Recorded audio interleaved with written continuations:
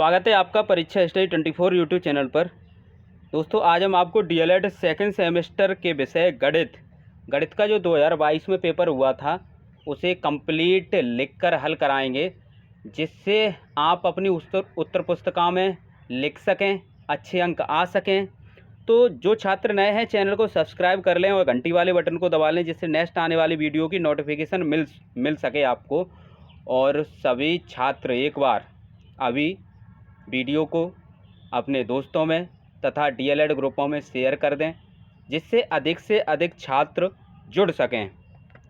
समझते हैं दोस्तों, ये पेपर 2022 में आया था और इसका जो प्रश्न नंबर 1 जो बहुविकल्पी प्रश्न है उसे पढ़ते हैं। इसमें लिखा है सबसे छोटी पूर्णांक है, सबसे छोटी पूर्णांक है यानी सबसे छोटी जो पूर्णांक संख्या है वो बतानी है। तो यहाँ पर ऑप्शन दिया है 1 में 1, 2 में 0, 3 में -1 और 4 में इनमें से कोई नहीं। तो हम आपको बता दें जो पूर्णांक संख्याएं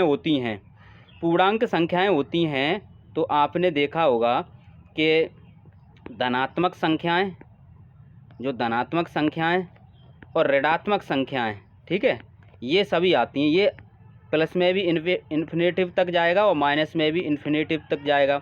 तो इसमें अनंत तक तो कोई है ही नहीं। तो यहाँ पर इसमें जो इसका ऑप्शन होगा तो ऑप्शन नंबर 4 सही होगा।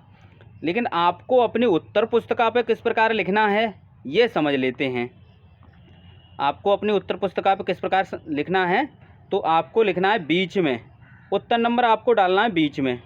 उत्तर नंबर कहाँ पर डालना है? बीच में डालना है। किससे डालना है? काले पेन से आपको उत्तर नंबर बीच में डालना है, जिससे एग्जामिनर को दिखाई दे, ठीक है।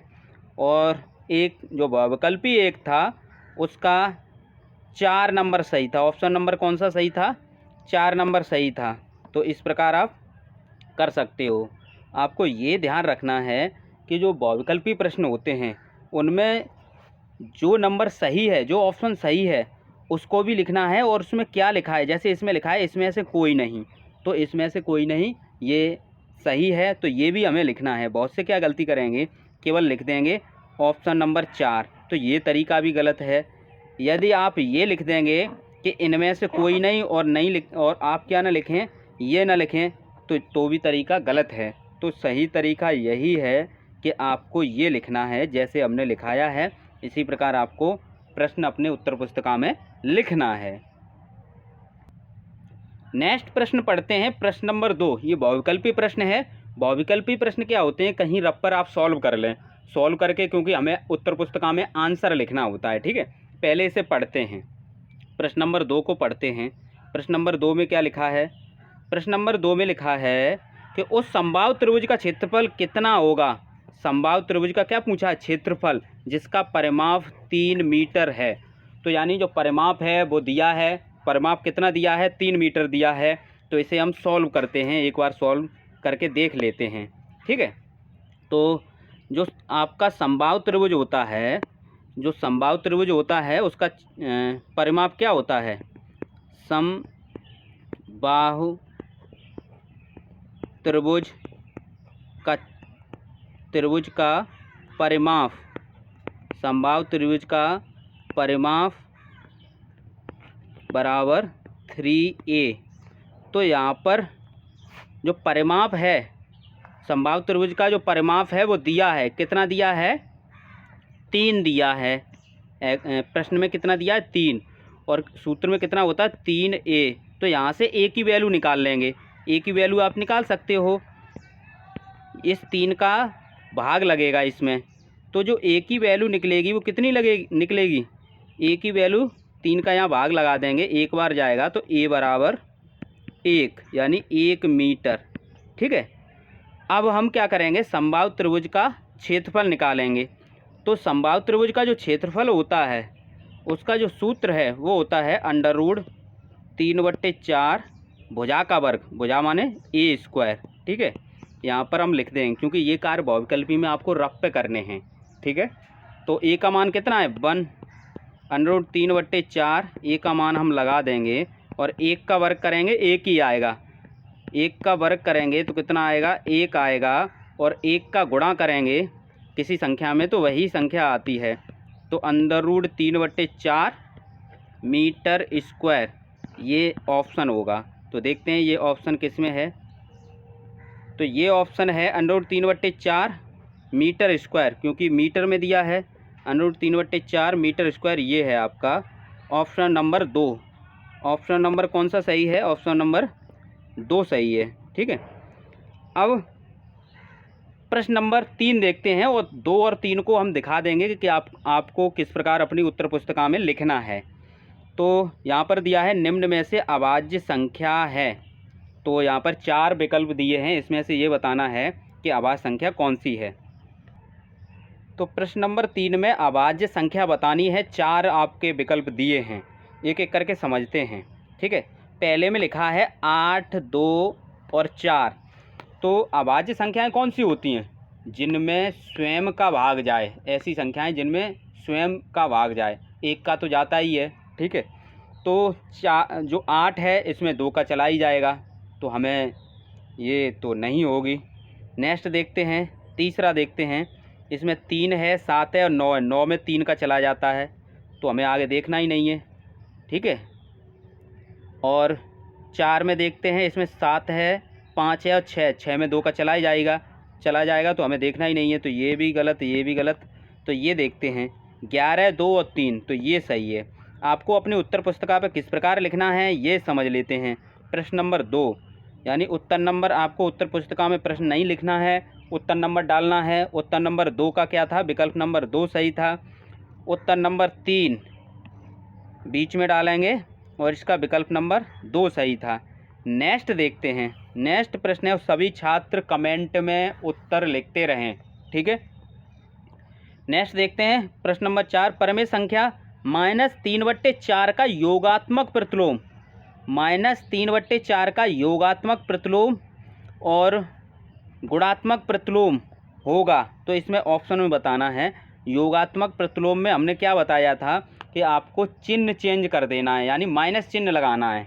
ठीक है, तो माइनस चिन्ह लगाएंगे हम, और पहले से माइनस दे रखा है, तो माइनस और माइनस प्लस हो जाएगा। ठीक है, तो कितना आएगा? 3/4। ये तो हो गया योगात्मक प्रतिलोम। गुणात्मक प्रतिलोम में संख्या को पलट देते हैं। जब संख्या को पलटेंगे तो माइनस तो रहेगा ही। ठीक है, तो माइनस रहेगा, संख्या पलट जाएगी। 3/4 की 4/3।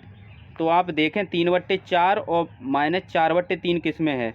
3/4 और -4/3, तो इसमें है 2 नंबर में। ठीक है, ये विकल्प सही है। नेक्स्ट 5वां भी देख लेते हैं। इसमें क्या पूछा गया है? निम्नलिखित में से रेखीय समीकरण कौन सा नहीं है? तो रेखीय समीकरण कौन सा नहीं है? तो इसमें जो ऑप्शन नंबर 3 सही है। ठीक है, तो इस प्रकार 4 का 2 और 5 का 3। एक बार देख लेते हैं इसको, एक बार देखते हैं। उत्तर नंबर 4, जो उत्तर नंबर 4 है, तो इसका आपका विकल्प नंबर 2 सही है। और नेक्स्ट है आपका उत्तर नंबर 5, जो उत्तर नंबर 5 है उसका विकल्प नंबर 2 सही है। तो इस प्रकार ये आपके बहुविकल्पीय प्रश्न कंप्लीट हो गए हैं। नेक्स्ट है आपके अतिलघुत्तरीय प्रश्न। अतिलघुत्तरीय प्रश्न में आपका प्रश्न नंबर 6 है। जो प्रश्न नंबर 6 है उसे पढ़ते हैं। धन पूर्णांक 4x - 6 के धन पूर्णांक 4x - 6 के ठीक बाद का धन पूर्णांक ज्ञात कीजिए। ठीक है, तो ठीक बाद का धन पूर्णांक ज्ञात करना है। तो जैसे आप गिनती जानते हो, 1 के बाद 2 आता है, 2 के बाद 3 आता है, 3 के बाद 4 आता है, तो कैसे निकालते हो? एक ऐड करके आप निकालते हो। तो इसमें क्या कर देंगे? एक ऐड कर देंगे, यानी 4x - 6, 4x - 6। ठीक है, यहाँ पर हम करके दिखा देते हैं। 4x - 6 और इसमें एक प्लस कर देंगे। ठीक है, जब प्लस करेंगे इसे सॉल्व करेंगे, 6 में से 1 घटा देंगे। ठीक है, तो यहाँ पर आएगा 4x माइनस, संख्या किसकी बड़ी है? माइनस की, तो बड़े में छोटा घटाया है, तो ये आंसर आएगा। तो ये आप समझ गए। नेक्स्ट प्रश्न है आपका, हम अभी बताएंगे आपको उत्तर पुस्तिका पर किस प्रकार लिखना है। प्रश्न नंबर 6। प्रश्न नंबर 7 को समझते हैं। जो आपका प्रश्न नंबर 7 है उसमें लिखा है -2/3 प्लस -4/5 -6/7 को सरल कीजिए। तो प्रश्न नंबर 6 और प्रश्न नंबर 7 दोनों को हम अपनी जो आप अपनी उत्तर पुस्तिका में किस प्रकार लिखेंगे ये देख लेते हैं। तो आप देखेंगे प्रश्न नंबर 6, जो आपका प्रश्न नंबर 6 है, तो आप डालेंगे बीच में उत्तर नंबर 6 और आप लिखेंगे धन पूर्णांक 4x - 6 के ठीक बाद का धन पूर्णांक। इसी प्रकार आपको लिखना है जिससे एग्जामिनर आपके नंबर ना काट पाए, क्योंकि यदि आप शॉर्टकट में लिखेंगे तो एग्जामिनर आपके नंबर काट लेगा। तो आपको कंप्लीट लिखना है, जो गणित में स्टेप होते हैं स्टेप बाय स्टेप लिखना है, ठीक है। तो हमने आपको बताया था एक ऐड कर देंगे तो बाद की संख्या निकल आएगी। तो इसका आंसर क्या आएगा 4x - 5। नेक्स्ट प्रश्न था प्रश्न नंबर आपका 7। आप लिखेंगे उत्तर नंबर 7 क्या था, -2/3 प्लस -2/3 प्लस -4/5 -6/7। कोष्टक हटा लेंगे, ठीक है। जब कोष्टक हटाएंगे तो यहाँ पर तो दो माइनस, इसे एक बार करके साइड में दिखा देते हैं, बराबर -2/3, ठीक है। अब ये प्लस और ये माइनस, इन दोनों गुणा होगा तो माइनस आएगा, ठीक है। अब यहाँ पर -4/5 और ये यहाँ पर -6/7, ठीक है। अब एलसीएम लेकर इसे सॉल्व कर देंगे। जब इनका एलसीएम लेंगे तो कितना आएगा 105 आएगा, ठीक है। 105 में 3 का भाग लगाएंगे। जब 105 में 3 का भाग लगाएंगे तो कितनी बार जाएगा 35 बार जाएगा। और 35 का अंश में कितना है -2, अंश में गुणा कर देंगे तो इस प्रकार -2 गुणा 35 है, ठीक है। इसी प्रकार 5 का भाग लगाएंगे 105 में, 21 बार जाएगा। 21 का गुणा किस में करेंगे, 21 का गुणा करेंगे 4 में, और चिन्ह यहाँ पर माइनस का है तो माइनस का लगा देंगे। तो इस प्रकार यहाँ पर 4 गुणा 21 लिखा है।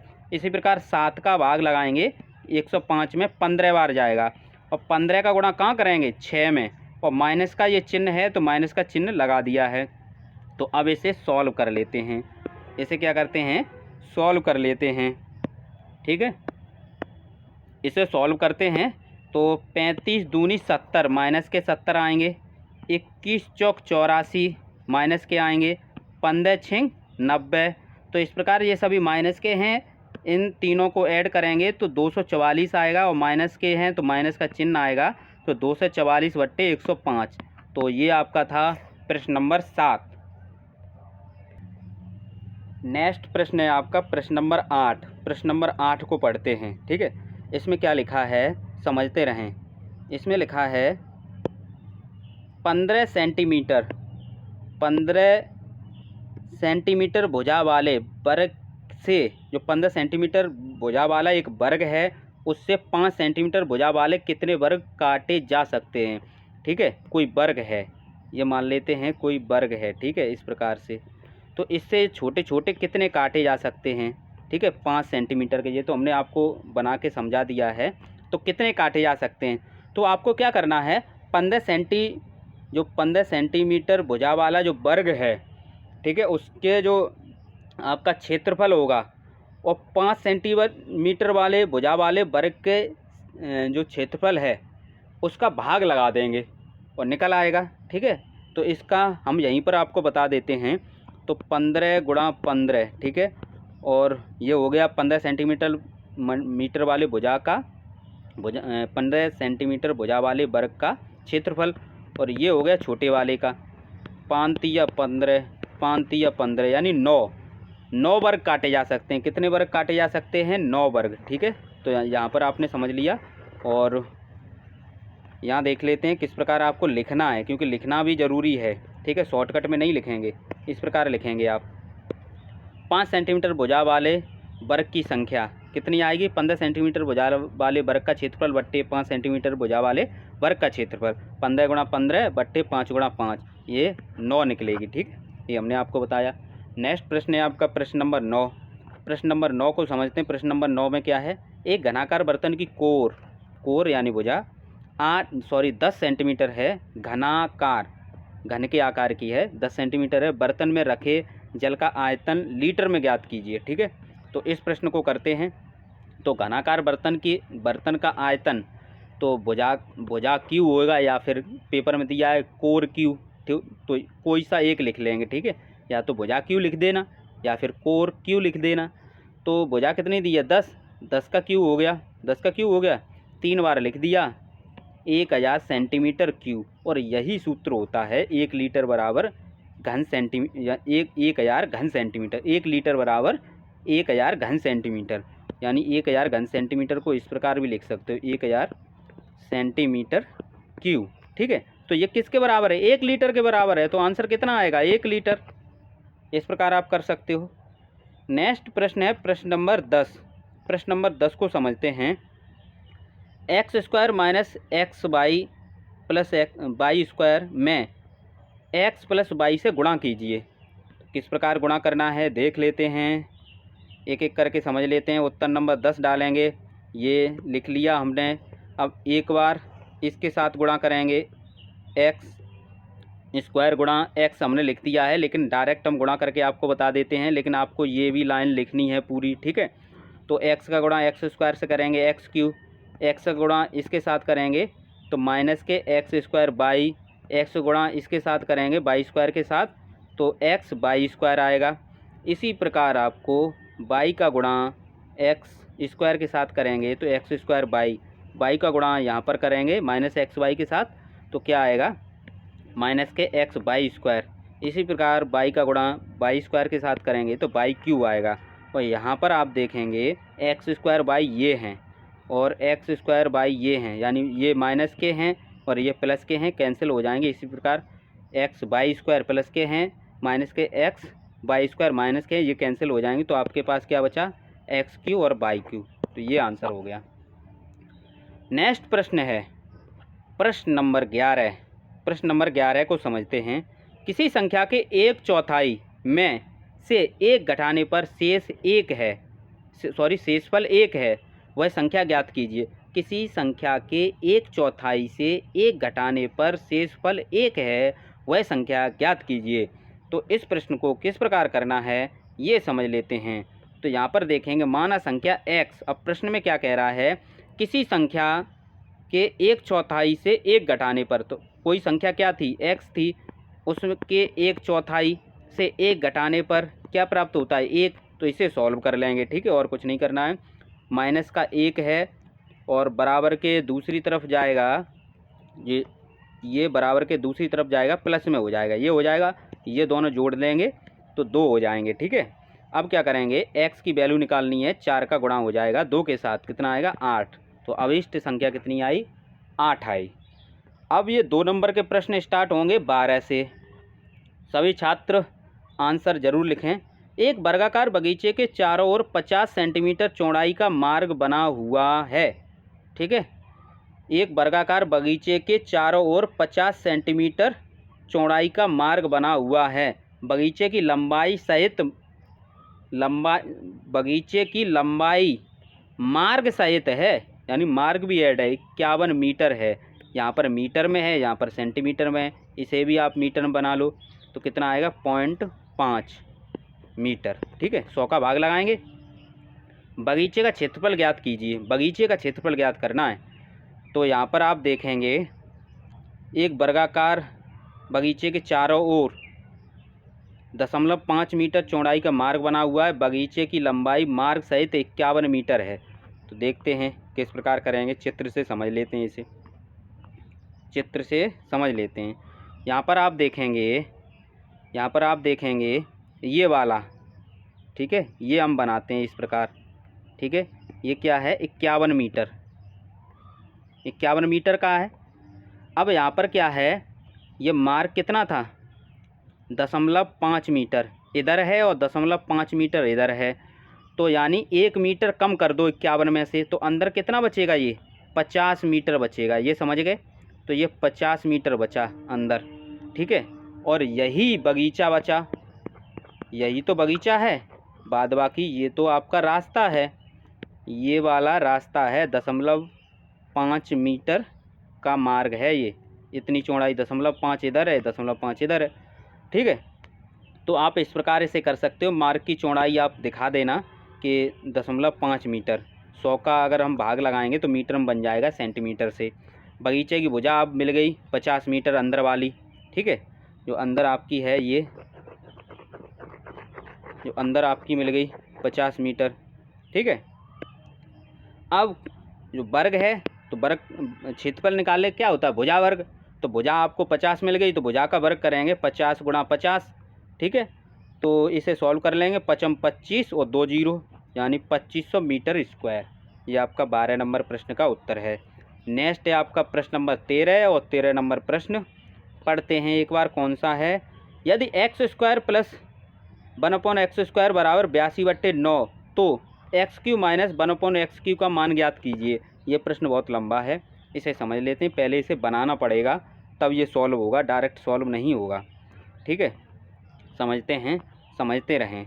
उत्तर नंबर 13 डालेंगे और ये हम लिख लेंगे x² प्लस 1/x² बराबर 82/9। इसे हमने समीकरण नंबर 1 मान लिया। ठीक है, और पूछा क्या है ये कॉमा लगा के हमने इसे लिख दिया है। ठीक है, अब क्या करेंगे, अब देखेंगे x प्लस y का होल स्क्वायर है उसे खोलते हैं। तो हम खोलेंगे x प्लस 1/x² का होल स्क्वायर।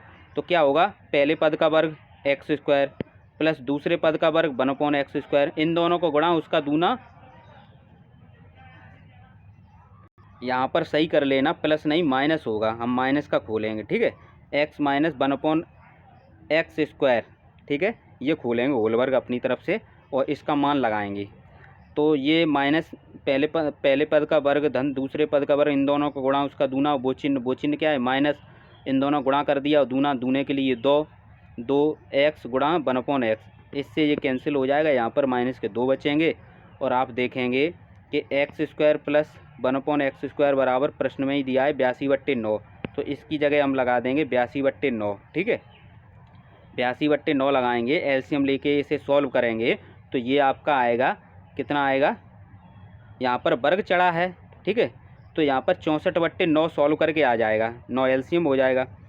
अब क्या करेंगे, वर्ग हटाएंगे तो अंडर रूट लग जाएगा। ये 64 का जो वर्गमूल होता है वो 8 होता है और 9 का 3, तो 8/3 आ गया। इसे भी हमने क्या मान लिया, इक्वेशन 2 मान ली, क्योंकि अब कहानी स्टार्ट होती है। अब हमारे पास जो सूत्र है वो क्या सूत्र है, x³ माइनस 1/x³, इसका सूत्र खोलेंगे और इसका मान, इसके मान की ज़रूरत पड़ेगी। ठीक है, तो देखते हैं वो क्या होता है, x minus 1/x, x² plus 1x² plus x गुणा 1/x प्लस 1/x², ये आपका आ गया।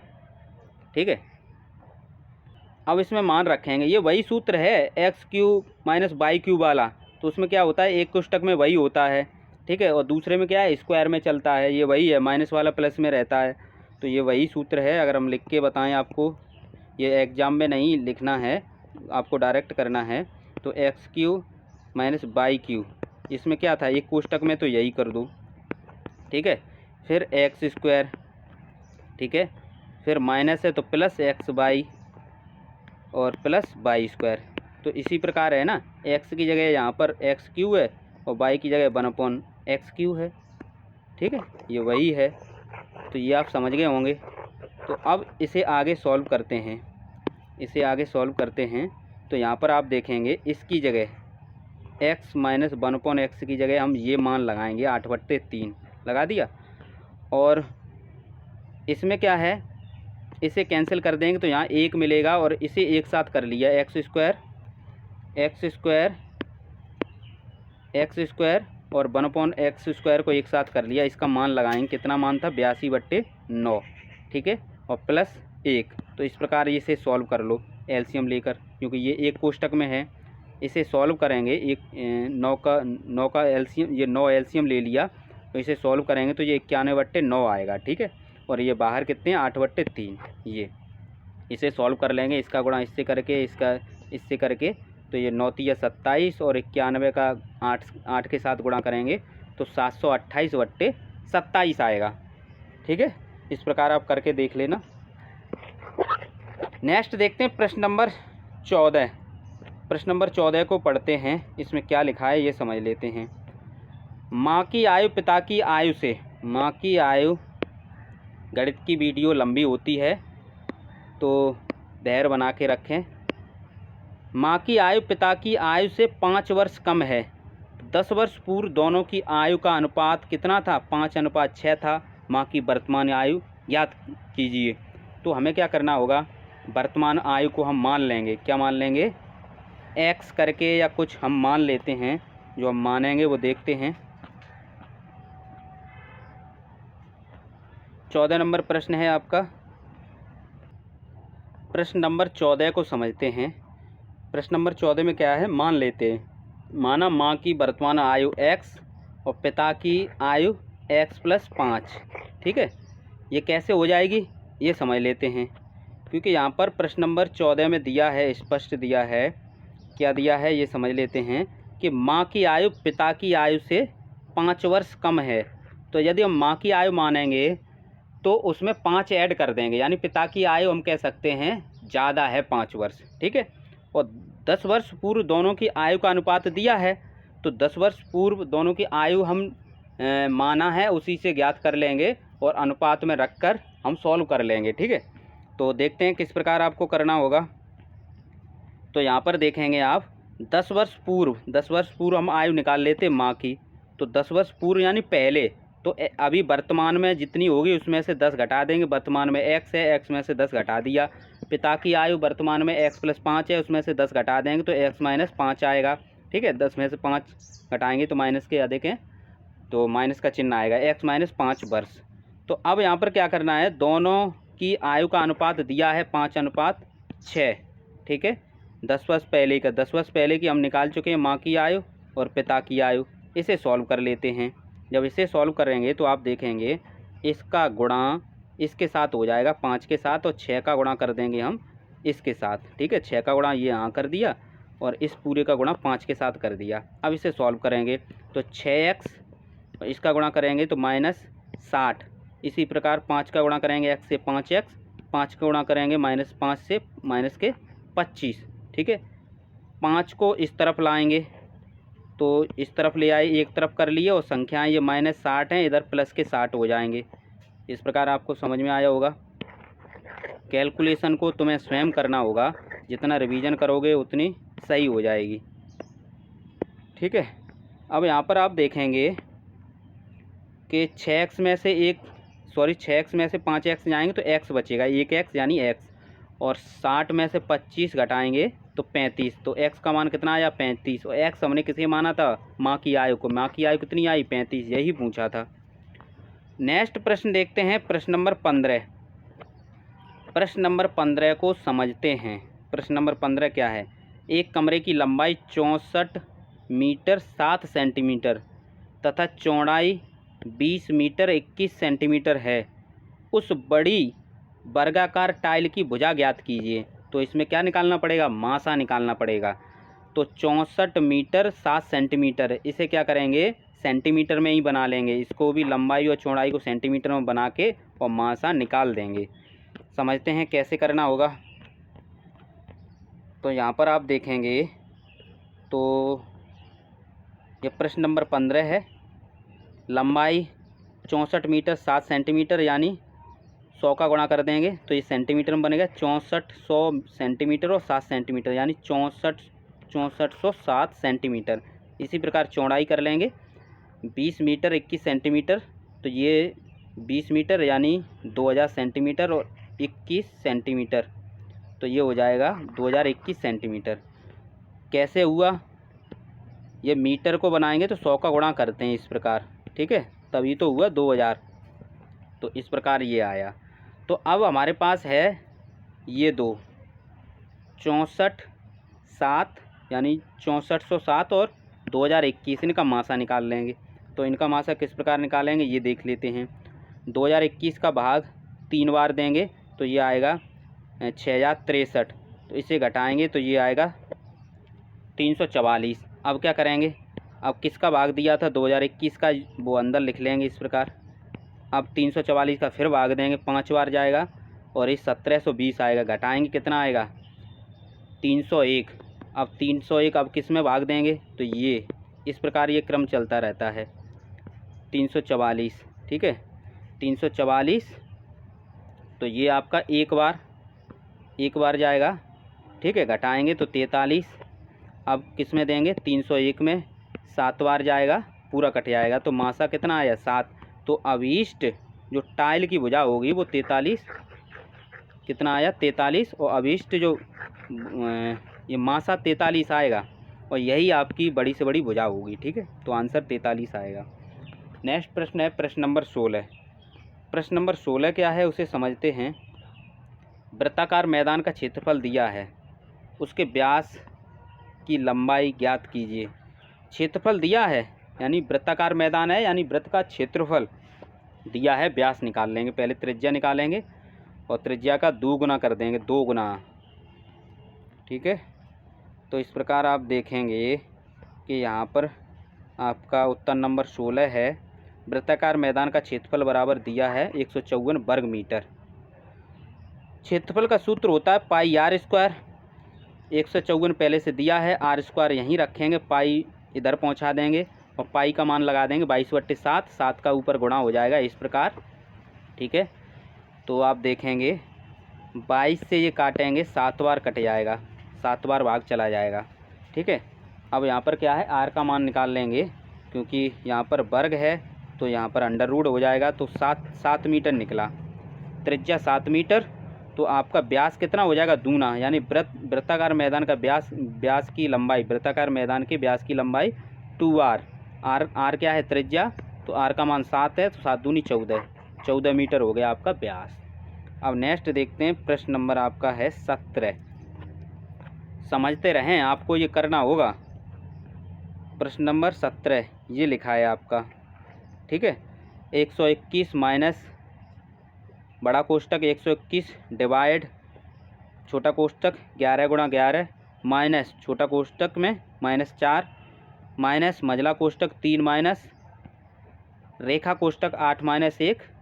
इस प्रकार ये लिखा है, इसे सरल करना है। प्रश्न नंबर 17 है, देखते हैं किस प्रकार सरल करते हैं। ये है आपका, यहाँ पर समझ लेते हैं।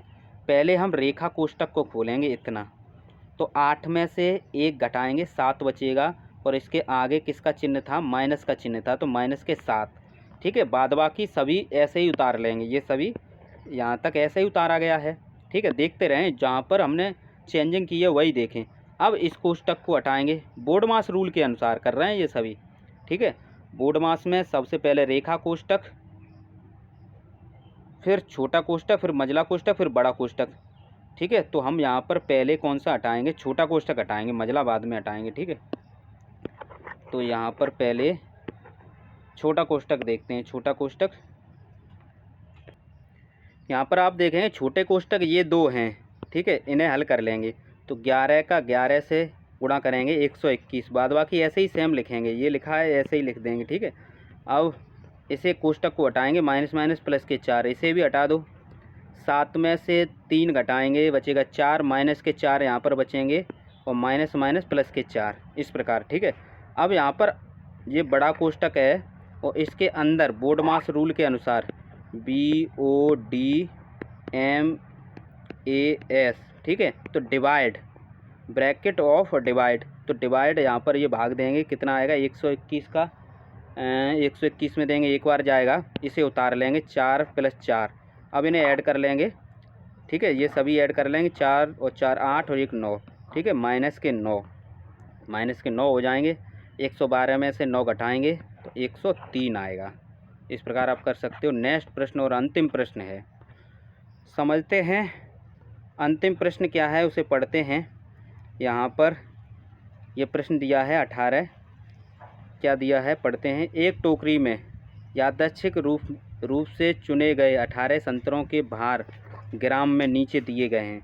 ये संतरों के भार सभी दिए गए हैं, इनको क्या करना है, यहाँ पर लिखा है वर्गमाप 10 लेकर आपको 10 का अंतराल लेना है। टैली चिन्ह बनाते हुए बारंबारता साड़ी बनानी है, टैली चिन्ह भी दर्शाने हैं। तो इसे पहले आरोही क्रम में लिखेंगे। ठीक है, आरोही क्रम में सभी को लिख लेना। आरोही क्रम क्या होता है, बढ़ता हुआ क्रम, पहले छोटा, उससे बड़ा, उससे बड़ा, अंत में सबसे बड़ा। तो यही हम करेंगे। तो यहाँ पर क्या है, 18 नंबर प्रश्न है, आरोही क्रम में सभी को हमने लिख दिया है। अब यहाँ पर हमने डाला वर्ग अंतराल, यहाँ पर बारंबारता, यहाँ पर टैली चिन्ह। तो यहाँ पर हम देखेंगे सबसे छोटा 30 है और सबसे बड़ा 80 है, तो हम 30 से स्टार्ट कर देंगे। और प्रश्न में दिया है 10 का अंतराल होना चाहिए, 30 से 40, 40 से 50, 50 से 60, 60 से 70, 70 से 80, 80 से 90। ठीक है, ये हमने लिख लिया। अब यहाँ पर देखेंगे कि 30 से 40 में कौन से आ रहे हैं। ठीक है, जो 40 है उसे नहीं लेंगे, इसमें लेंगे 30 से 39 तक। ठीक है, ये ध्यान रखेंगे, क्योंकि 40 नेक्स्ट में आएगा, इसमें आएगा 40, यहाँ लेंगे 40 से 49 तक। ये समझ में आ गया, तो 30 से यहाँ तक आ जाएगा ये। ठीक है, 40 वाला इसमें नहीं आएगा पहले में, इसे देखते हैं कितनी संख्या, 1 2 3 4, तो यहाँ 4 ये लिख दिया, ठीक है, और 4 लिख दिया। यही टैली चिन्ह इस प्रकार बना दिए, 1 2 3 4 लाइन है। जब 5 होगा तो एक लाइन ऐसे कटती हुई बनाते हैं, जैसे 5 कहीं लिखना है तो 4 ये हो गई, इस प्रकार एक बना देते हैं, 5 पे ये बनता है, ठीक है। ये हमने बता दिया, आगे आएगा तो बताएंगे। तो इसी प्रकार देखेंगे 40 से 50 में, 40 से 50 में कितना आएगा ये देख लेते हैं। तो आप देखेंगे 40 से 50 में यानी 49 तक रहते हैं, तो 40 से 50 में आप देखेंगे 40 से 50 में तो ये यहाँ तक आ जाएंगे आपके 45 तक, जो 50 वाला नहीं आएगा इसके अंदर। तो 6 हैं ये, 1 2 3 4 5 6, ठीक है, तो ये 6 लिख लिया। अब 6 के लिए हमें 6 बनाने हैं, तो 1 2 3 4 ये टैली चिन्ह है, 5 ये हो गया, 1 ये बना दिया, ये 6 हो गए। इसी प्रकार देखेंगे 50 से 60, तो हमने आपको समझा दिया है 50 से 59, ठीक है, 59 तक लेंगे। तो ये कितने हैं, 4 हैं, 4 लाइनें हमने बना दी, ठीक है, ये यहाँ से पता कर लेंगे, ये 4 हैं। इसी प्रकार 60 से 70 में 5 हैं, ठीक है, ये इसी प्रकार 70 से 80 में 9 हैं, 70 से 80 में कितने, 9, इसमें ही सबसे ज़्यादा हैं, 70 से 80 में 9 ये, और 80 से 90 में 2, ठीक है, तो ये 2 लाइनें ये बना दी। 5 हमने बनाना आपको बताया था, 5 ये गड़बड़ बन गया, 1 2 3 4 और ये 5, ठीक है। 9 किस प्रकार बनाएंगे, 1 2 3 4 और ये 5 और 4, 1 2 3 4 5 4 9, तो ये सही है, ठीक है। तो वीडियो को अपने दोस्तों में तथा डीएलएड ग्रुपों में शेयर ज़रूर करें। आपके प्रीवियस ईयर पेपर करा रहे हैं और इससे पेपर में प्रश्न फंसेंगे, सेम टू सेम प्रश्न इसी प्रकार आएंगे।